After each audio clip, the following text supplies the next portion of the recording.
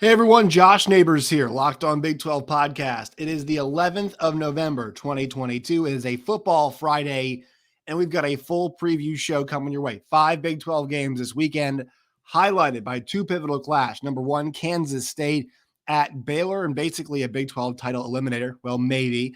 And then the big one, TCU versus Texas, under the lights, DKR on Saturday night. A whole lot to get to on today's show.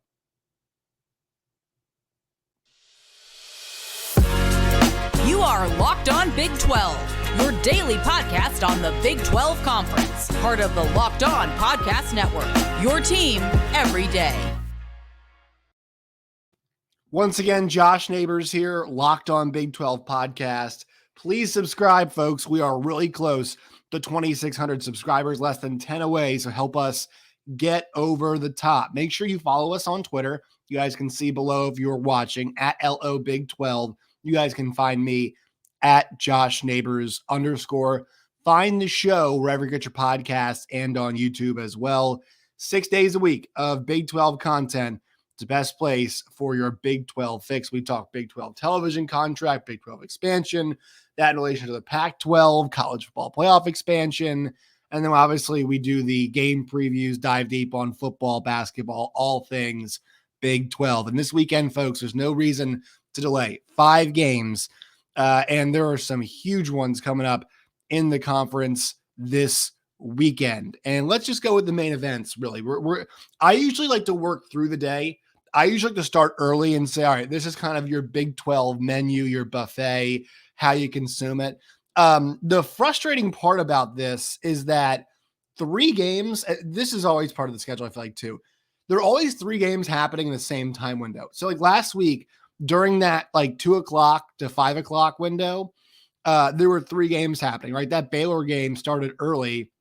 It was a 2 o'clock game, and it was in that window with Tennessee and Georgia, which was pretty annoying. But the Big 12, really, they're gonna own the evening. You're gonna need 3 screens, and I think you're actually want to watch all 3 of the games: Kansas, Texas Tech, Kansas State, Baylor, and Texas, and TCU are all happening at night. So let's just go there. Let's start there. But busy night if you're a Big 12 fan. 6:30 on ABC. Number 4 TCU at number 18 Texas. Right now the line is at 7.5. A bit of movement there. This is your styles make fights game right here. A lot of the stuff is really interesting. I mean, there's a situation here in which a lot of TCU games play out, but this could be like the kind of super version of that, where we see essentially 2 football games take place. We see the Texas run out to a lead. We see the TCU slow start. That could be Act 1. Then we could see the TCU patented rally and the Texas try to avoid completely collapsing as Act 2. And it's interesting when you look at the way that Texas has gone about it this year. Last year it was all blown leads, right? There was no point last season where you looked at it and you said, wow, that was really impressive effort from them holding on to the lead.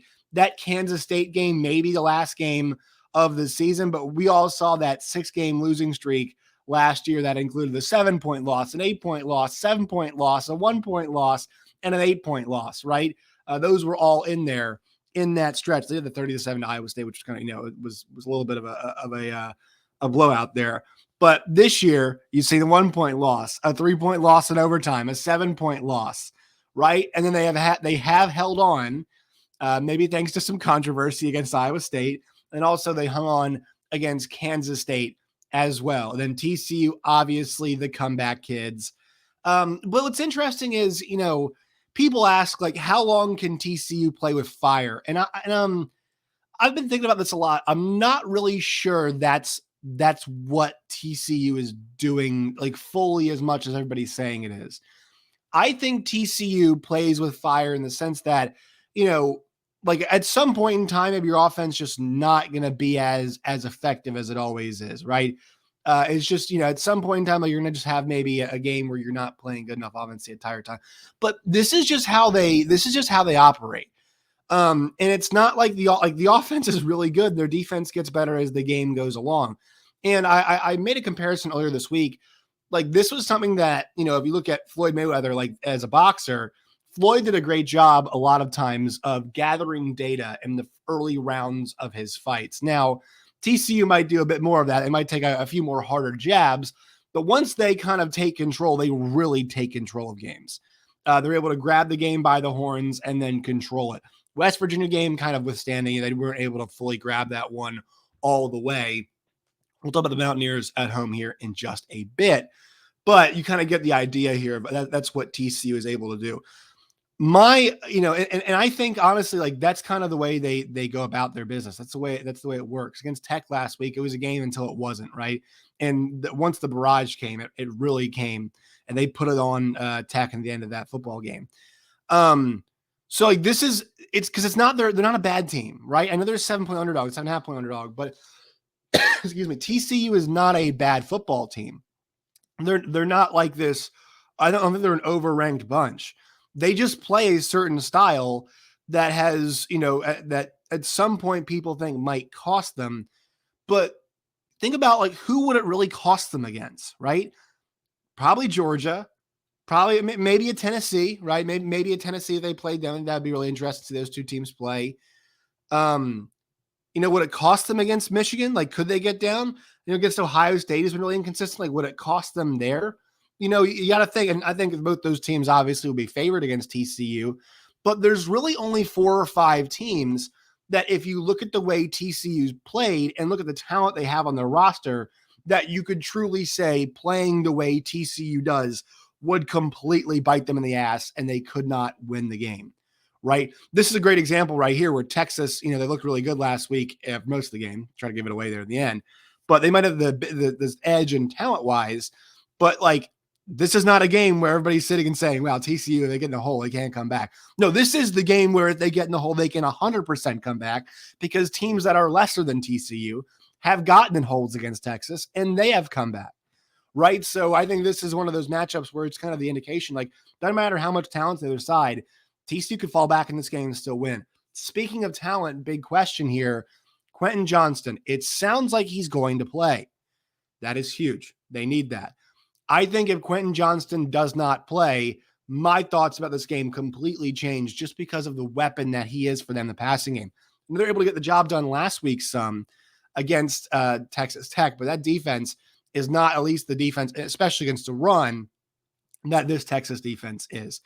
Texas against the run, they're the third best defense in the league. Against the run, they've been really strong this year. And so I don't know if there's the pockets of this game where TCU can go to that running game the way they have in the past. There might be. They could wear them down late, but, you probably think it's a situation maybe TCU's from, playing from behind or whatever it is. Or if TCU's on a roll, they want to keep kind of the momentum up. They want to keep passing the football because that's where Texas defense has been had this year. If you want to take full advantage of that, they need Quentin Johnston because as much as I've credited TCU for having this very diverse offense, right? An offense where you use, we didn't hear Amari DiMercado's name last week until he caught a touchdown pass. And then Kendre Miller had a great game. Darius Davis, punt return, it just kind of shows you his electricity, catch a touchdown as well. Tay Barber's had his moments. Savion Williams had his moments. But Quentin Johnston's the special one, right? He is the in this league full of difference makers, full of Bijan Robinsons and Deuce Vaughns, and Xavier Hutchinson's, who's, one of the leading receivers in the entire country, and Quentin Johnston's, they're like, those guys stand apart, and Quentin Johnston is a truly special player at that wide receiver position. And they've got some freaks in that team at TCU, man. They've got some guys who can straight up go. They've got speed, athleticism, quickness, size. I mean, they've got the whole package, but they've got, in terms of like different guys, he is the complete package in one. Even if he's not 100%, having him out there as a decoy, like, you still have to account for that guy. You have to, right? Even if he's hurt, like, you're just going to put a man covers the outside. I mean, that's one big part of this I think we're going to see. The key to the game, if Quentin Johnston plays, I like TCU's chances to win. I like the chances to cover. The key is here. When TCU inevitably starts scoring, will the Texas offense be able to score with them? And how does the Texas offense handle games? There has been so much variance in the way Texas's offense is handling later game situations. Last week, you're like, what in the hell is going on? They're not doing anything, and it feels like Kansas State just grabbing momentum in this game. Oklahoma State, they were more pressing, so I think that's kind of where it was. The Iowa State game, they're able to score late, put themselves up ahead. West Virginia, they managed pretty well. UTSA, I know it's a while ago and it's not a conference game, but they were able to surge ahead. They were a tied game at halftime. They surged ahead in that second half. That's my huge question there is, what does the reaction from Texas look like once that comeback comes? Because we've seen it a million times from them. It's sometimes tepid and lukewarm. The thing they did very well against TCU last year was run the football. And we've mentioned so much how this team could be at its best when they're using all the weapons. And I think we saw that in the first half last week. But there are times where they really just, they can't do that for 4 quarters. That's my frustration. Like, when we're talking about the levels to Texas, their ability to get to that next upper level, and it's going to be tested once Bijan's gone.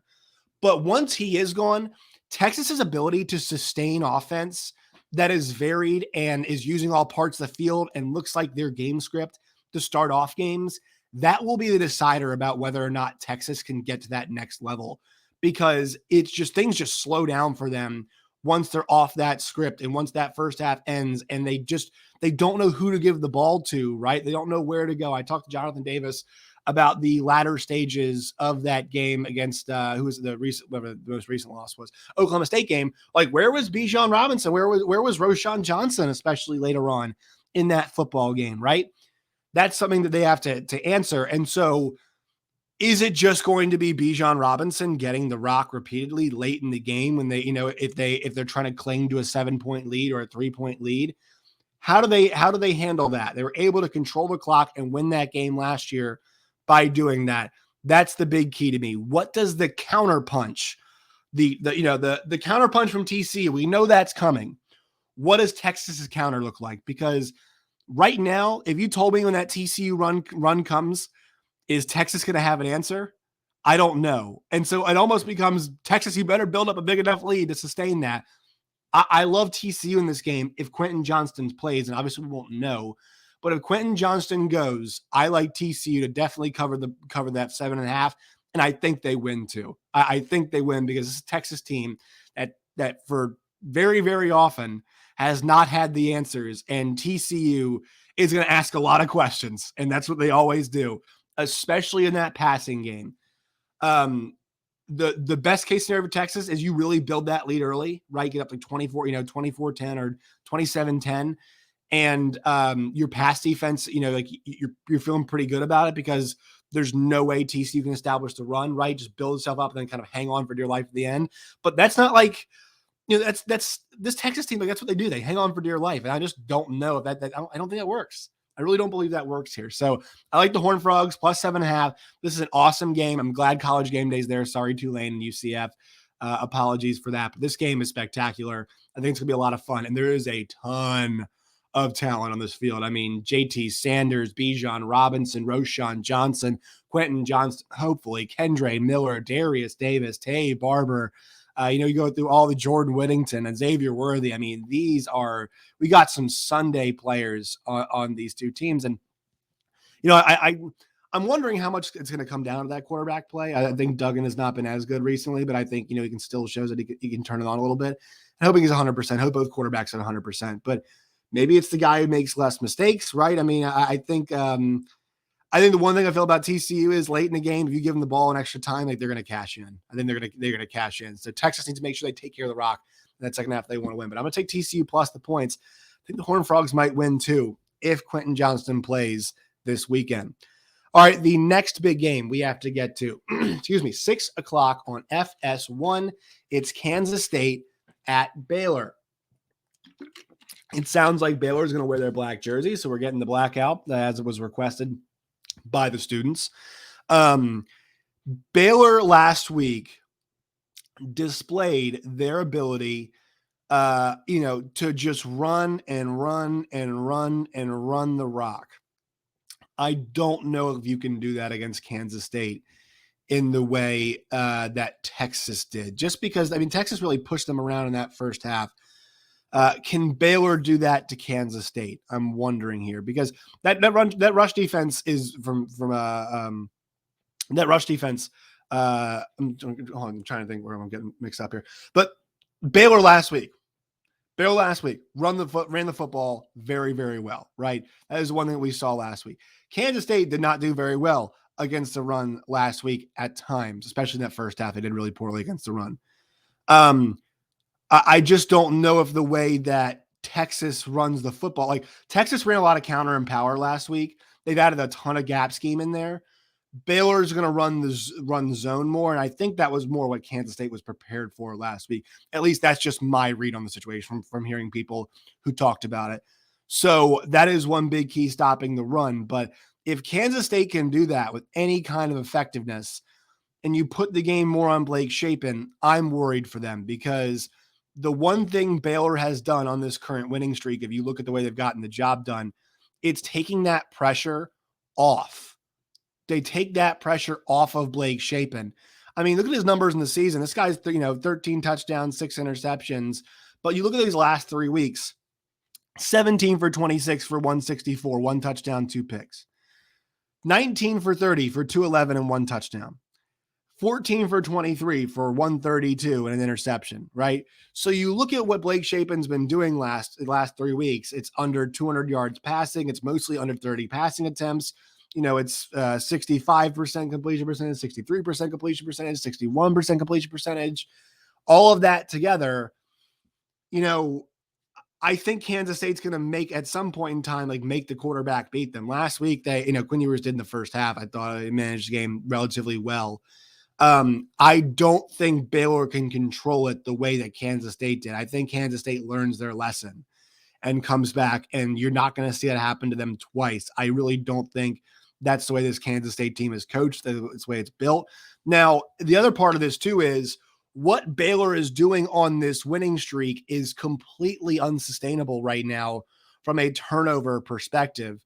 If you go back, and I know in the Kansas game, I don't think, I'm not sure if they forced, I'm double checking here. I'm not sure how many they forced. 2 turnovers. So Kansas turned the ball over twice against Baylor in that first game on the current winning streak.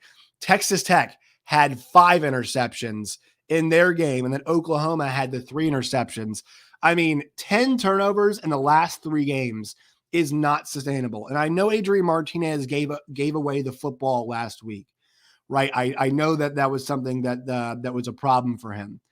I don't think we're going to see as much of that in this game. And also, that Baylor rush defense was not looking very good last week either. It was not like you watch that game and think, wow, Baylor did a great job. They do have the 3rd best rush defense in the league, but if you looked at Oklahoma up front, they were able to control, when they wanted to run the football, at least they were able to run the football very effectively in that game. I mean, Gabriel had a nice game on the ground. Eric Gray went for 100 yards. Marcus Major had a nice day on the ground as well. So, this was an effort last week from Oklahoma. They were able to rush the football on Baylor. I think Kansas State can do the same.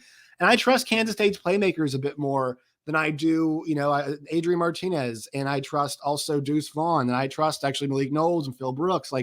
I trust those guys a bit more than I trust Baylor's guys. So I'm going to take another road team right here. I'm going to take them on the road. I'm going to take Kansas State. And I think Kansas State stays alive in the fight for the Big 12 championship with a huge win here. And I think if the Kansas State can win this game, guys, it feels like they got a pretty good shot to go. I know they need Texas to lose one more time, but you got to be feeling pretty good if you are K-State, if you win this game. So I think it comes down to a lot of that, those playmakers, and I like the ones on Kansas State's side better. And I'm not fully in on Baylor being able to stop the run. Now, Baylor's had some games their defensive line has looked phenomenal. I mean, absolutely phenomenal.